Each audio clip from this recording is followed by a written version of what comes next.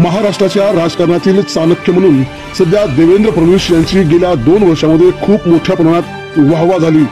आता मात्र भाजपकडून उलट महाविकास आघाडीकडे इन्कमिंग सुरू झाल्याने फडणवीस यांची गोची झाली। मित्रांनो, नेमके कोणते ते नेते आहेत जे फडणवीस यांच्या अगदी जवळचे पण आता उद्धव ठाकरे शरद पवार यांच्या गटात जाऊन सामील होत आहेत? नेमकी काय बातमी? पहिलं नाव येते गणेश नाईक।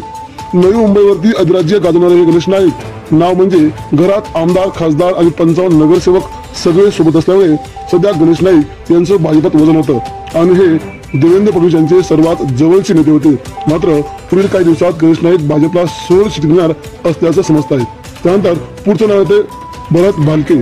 पंढरपूरमधून हे नाव पुन्हा भाजपला सोडून पुन्हा महाविकास आघाडीमध्ये येणार असून शरद पवारांच्या गटात त्यांचा लवकरच प्रवेश आहे, त्यामुळे हा देखील भाजपला दणका आहे। त्यानंतर बबनराव शिंदे माढ्याचे हे आमदार पुन्हा फडणवीस यांच्या जवळचे मानले जातात, मात्र ते देखील आता महाविकास आघाडीच्या दिशेने पाऊल टाकत आहेत, शरद पवारांच्या पक्षात प्रवेश करत आहेत।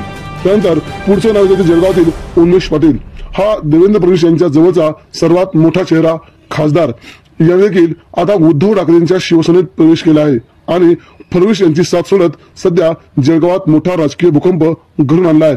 त्यानंतर पुढचं नाव येते किसन कथोरे।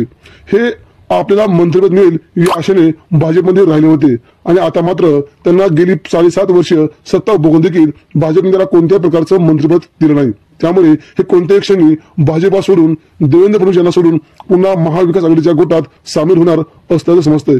त्यामुळे सध्या भाजपला मोठा धक्का मानला जात आहे। पुढचं नाव येते इंदापूरचं हर्षवर्धन पाटील।